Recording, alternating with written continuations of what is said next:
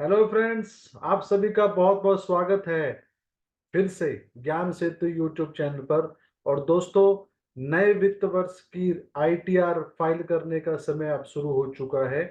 और वित्त वर्ष 2023-24 अर्थात असेसमेंट ईयर 24-25, इसका मतलब ये है कि जिन व्यक्ति की आय, जिनकी भी आय 1 अप्रैल 2023 से 31 मार्च 24 के वर्ष के बीच की, आपको अगर अपनी इनकम टैक्स की रिटर्न भरनी है तो उसका समय अब शुरू हो चुका है।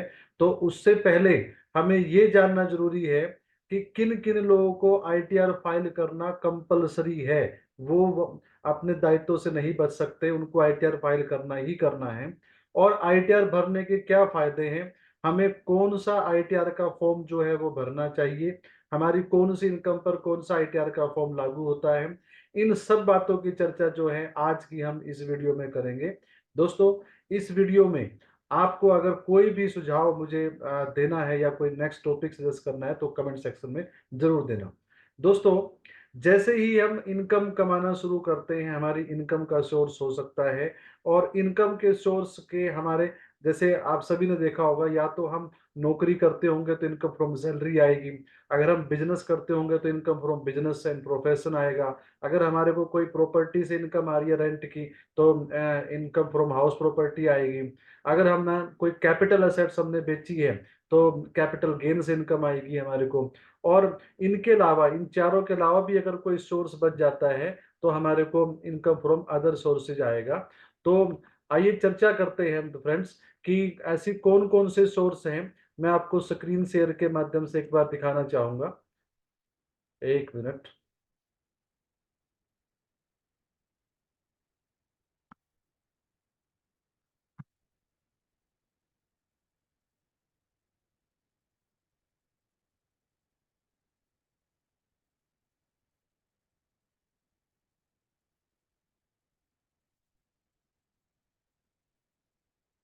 ये लीजिए फ्रेंड, मुझे उम्मीद है कि आपको ये वीडियो जो है वो दिखाई दे रही होगी, और ये स्क्रीन भी। तो मैं इसको अभी फुल स्क्रीन कर देता हूँ।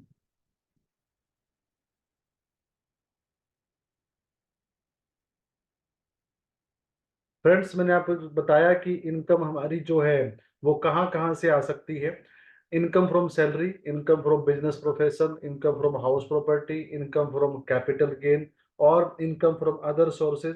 अदर सोर्सेज में दोस्तों क्या क्या आता है, हमने जो एफडी के अंदर जो एफडी करवा रखी है उससे ब्याज भी आ सकता है, आपको डिविडेंड से इनकम भी आ सकती है, आपको रॉयल्टी इनकम भी आ सकती है, आपको लॉटरी वगैरह से जो आप इनाम जीतते हैं वो भी आपका इसमें आ सकता है। जो ऐसा सोर्स जो आपके ऊपर वाले इन चारों सोर्स में कहीं पर भी कवर नहीं होता, वो हमारा यहाँ पर इनकम फ्रॉम अदर सोर्सेज में आ जाता है।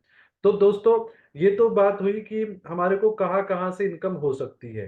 अब क्योंकि जब तक हमारे को सोर्स क्लियर नहीं है तो हम इनकम टैक्स का सही फॉर्म जो है वो नहीं चुन सकते।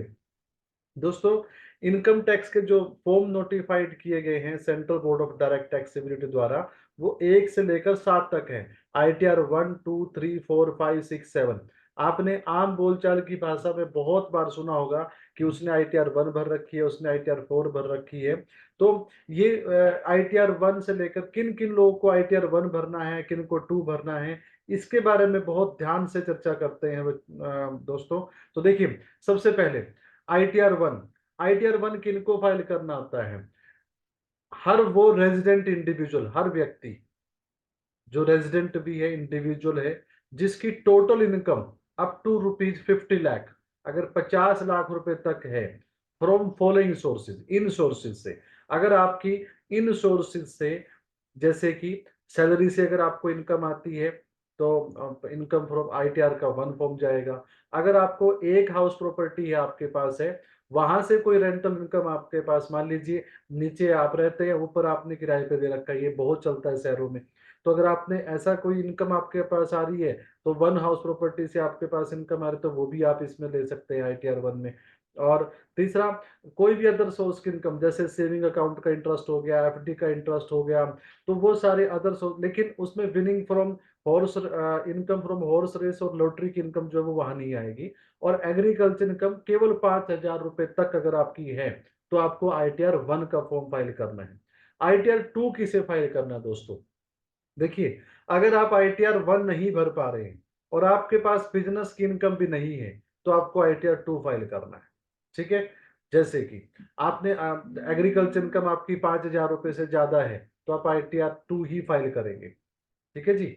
उसके बाद अगर आप ITR 3 भरते हैं, ऐसे इनका इंडिविजुअल और HUF जिनको बिजनेस से या प्रोफेशन से इनकम आती है, वो ITR 3 का फॉर्म भरते हैं। ITR 4 कौन भरते हैं? ये भी बिजनेस प्रोफेशन के लिए है, लेकिन ये उनके लिए है जो प्रिजम्पटिव टैक्सेशन स्कीम को ऑप्ट करते हैं, मतलब जो एक मुश्त टैक्स देने में विश्वास रखते हैं और बुक्स ऑफ अकाउंट्स मेंटेन नहीं करते, तो वो लोग जो है ITR 4 भरते हैं। इनकी कोई लिमिट होती है कि इतने टर्नओवर तक आप जो है वो ITR फॉर्म फाइल कर सकते हैं। उसके बाद ITR 5 है। ITR 5 जो है जनरली दोस्तों पार्टनरशिप फर्म जो है वो ITR 5 का फॉर्म भरेगी, और association of person, body of individual, वो सभी जो लोग हैं वो ITR 5 फॉर्म भरते हैं। ITR 6 बना है कंपनी के लिए exclusively, irrespective of their income, कुछ भी इनकम है, कुछ भी प्रॉफिट है, आपको ITR 6 का फॉर्म फाइल करना है। लेकिन सेक्शन 8 की अगर कंपनी है जिसने 12A वगैरह लिया हुआ है, 80G लिया हुआ, जो अपनी इनकम को एग्जेम्प्ट करवाने के लिए आप ITR भर रहे हैं, तो आपको ITR 7, मतलब जितनी भी NGO हैं, ट्रस्ट है, सोसाइटी है, सेक्शन 8 कंपनी है, और जो टैक्स एग्जम्पशन क्लेम कर रही हैं, 12AA में रजिस्टर हो रही हैं, उन सबको ITR जो है वो 7 फाइल करना है। तो दोस्तों यहां से हमारे को क्लियर होता है कि हमें कौन सी इनकम पर कौन सा इनकम टैक्स का फॉर्म फाइल करना होता है। ITR 1 क्लियर हो, ITR 1 हो गया 50 लाख तक की income, salary, house, one house property. और ITR 2 हो गया आपका उस जो ITR 1 नहीं भर पा रहे और जिनके पास बिजनेस इनकम नहीं है। अगर आपकी बिजनेस इनकम है तो केवल दो ही फॉर्म आपके ऊपर लागू होते हैं, ITR 3 और ITR 4। अगर आप बुक्स ऑफ अकाउंट्स मेंटेन करते हैं तो आप ITR 3 फाइल करते हैं, और अगर आप बुक्स ऑफ अकाउंट मेंटेन नहीं करते हैं, प्रिजम्पटिव टैक्सेशन में अगर आप रहते हैं, मतलब अनुमानित इनकम पर अगर आप रहते हैं, तो आप ITR 4 फाइल करते हैं। ITR 5 आप partnership firm, association of person, जो बॉडी ऑफ इंडिविजुअल है, वो ITR 5 भरते हैं। ITR 6 बना है कंपनीज के लिए, चाहे वो प्राइवेट है, पब्लिक है, लिस्टेड है, अनलिस्टेड है, वो सब की सब ITR 6 फाइल करेंगे। ITR 7 बना है NGO के लिए, सोसाइटी, ट्रस्ट, सेक्शन 8 कंपनी, जो टैक्स में एग्जम्पशन जो है वो क्लेम कर रहे हैं। तो दोस्तों यहां से हमारे को ये क्लियर हो गया कि हमें कौन सा फाइल करना है। अब दोस्तों बात करते हैं कि आखिर वो कौन सी इनकम है जिस इनकम को अगर हमने वो अर्न कर ली, या वो खर्चा हमने अगर कर लिया, या कुछ हमने ऐसा कर दिया जिससे हमारे को ITR फाइल करना मैंडेटरी है, जरूरी है। चाहे हमारे को प्रॉफिट हो, लॉस हो, चाहे हमारी बेसिक टैक्स एग्जम्पशन जो 2.5 लाख 3 लाख रुपए जो पहले 2.5 से 3 है उससे भी कम हो, तब भी आपको ITR फाइल करना है। ऐसी कौन कौन सी कंडीशन है? तो दोस्तों अभी देखते हैं।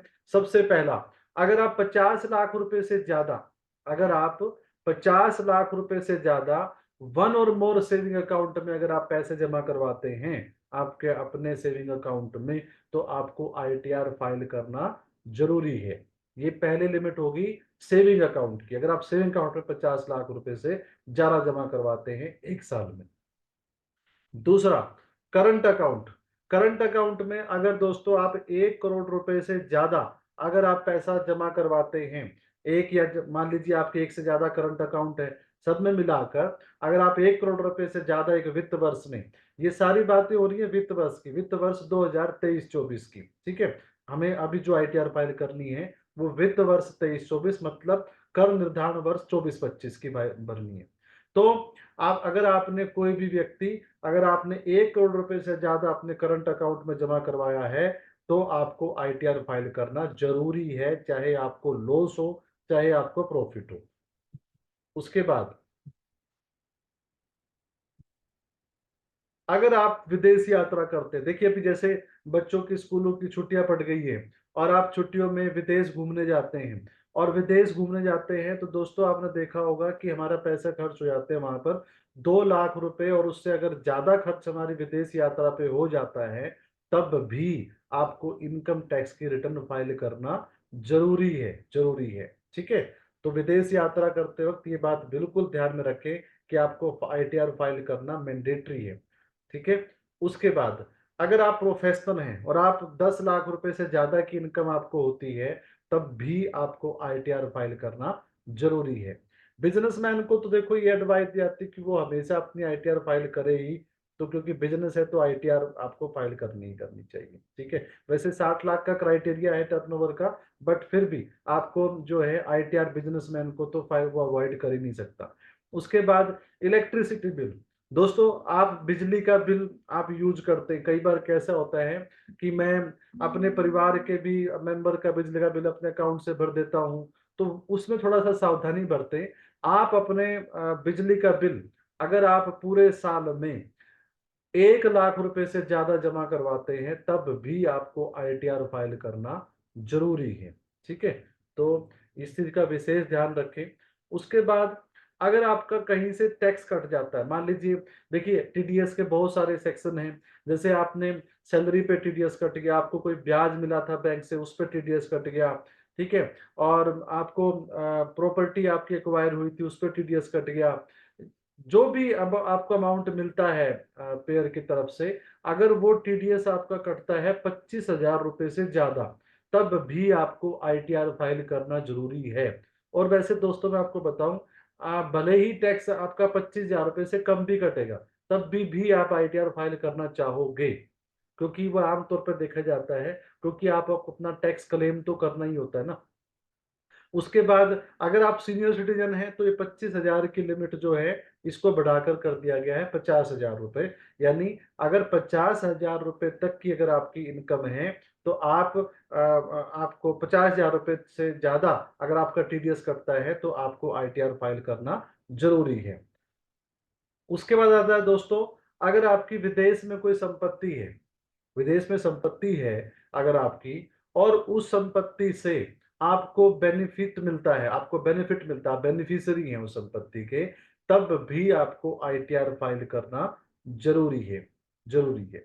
तो दोस्तों वैसे तो जिस व्यक्ति की या जिस भी पर्सन की, पर्सन में इनकम टैक्स की डेफिनेशन है, पर्सन में मतलब individual, HUF, company, AOP, BY, artificial person, वो सब आ जाते हैं।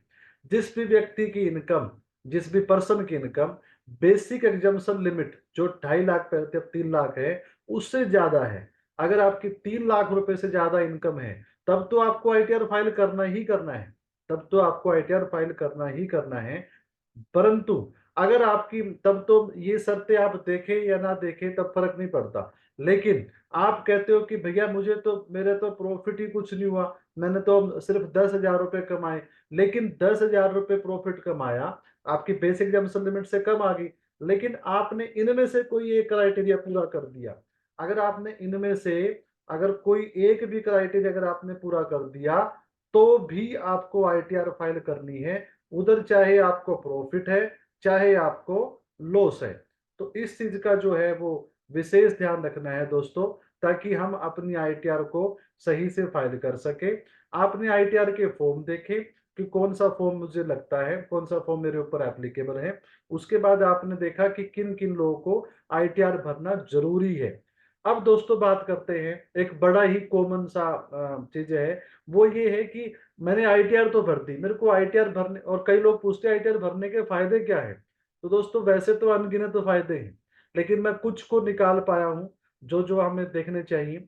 आईटीआर भरने के फायदे क्या क्या हैं। सबसे पहला, जो सबसे पहले दिमाग में आता है, वो ये है, कोई भी अगर आप लोन लेते हैं बैंक से, फाइनेंशियल इंस्टीट्यूशन से, ठीक है, वो आपको लोन जो है बड़ा इजीली अगर आपको मिल पा रहा है, तो आपकी आईटीआर की वजह से मिल पा रहा है, क्योंकि वहीं से आपकी एलिजिबिलिटी आती है कि आप कितना जो है आप टैक्स पे कर पाएंगे, कितना आप इनकम किस्त पे कर पाएंगे, ईएमआई कितनी भर पाएंगे। तो वहां से आपकी जो है इनकम डिसाइड होती है, और वहीं से आपका लोन डिसाइड होता है। तो सबसे पहला फायदा लोन का अप्रूवल, इजी लोन अप्रूवल। ठीक है। उसके बाद क्लेमिंग टैक्स रिफंड। दोस्तों अभी आपने चर्चा करी टीडीएस की, अगर आपका टैक्स कटा है कोई भी, किसी ने भी कहा, जैसे हमने बात करी, ठीक है, और जैसे सैलरी पे टीडीएस कट गया, ब्याज पे कट गया, प्रॉपर्टी एक्वायर पे कट गया, या अदर कोई भी है, इंटरेस्ट पे या डिविडेंड पे अगर कोई भी टीडीएस आपका कटता है, तो अगर आपका कोई भी टीडीएस कट रहा है तो उसको क्लेम आप तभी कर पाएंगे, तब जब भी क्लेम कर पाएंगे, वो रिफंड बने या ना बने, लेकिन क्लेम आपका करना बनता है वो जब भी कर पाएंगे जब आप आईटीआर भर पा रहे हैं। ठीक है जी। उसके बाद चलते हैं टर्म इंश्योरेंस। दोस्तों आज की डेट में आपने बहुत लोगों को सुना होगा, बहुत विज्ञापन भी आ रहे हैं कि टर्म प्लान इतने का देते हैं हम, 1 करोड़ का, 2 करोड़ का, 3 करोड़ का। तो वो कैसे डिसाइड होता है कि आपको 1 करोड़ का टर्म प्लान दिया जाएगा? बहुत सारे फैक्टर है, लेकिन एक फैक्टर ये भी है कि आप आईटीआर में कितनी इनकम शो करते हैं, कितना। उससे पहले आप आईटीआर भरते हैं कि नहीं भरते, तभी तो इनकम शो कर पाएंगे। तो अगर आप आईटीआर भरते हैं और उसमें आप जो इनकम आप दिखाते हैं, उस इनकम के बेस पे डिसाइड होता है कि आपको कितने का टर्म प्लान दिया जाएगा। ठीक है।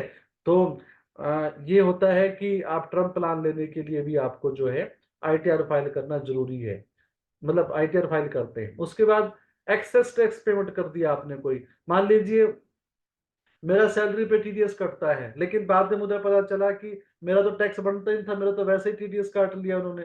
तो अगर मेरे को वो टीडीएस रिफंड क्लेम करना है तो मुझे आईटीआर को फाइल करना जरूरी है।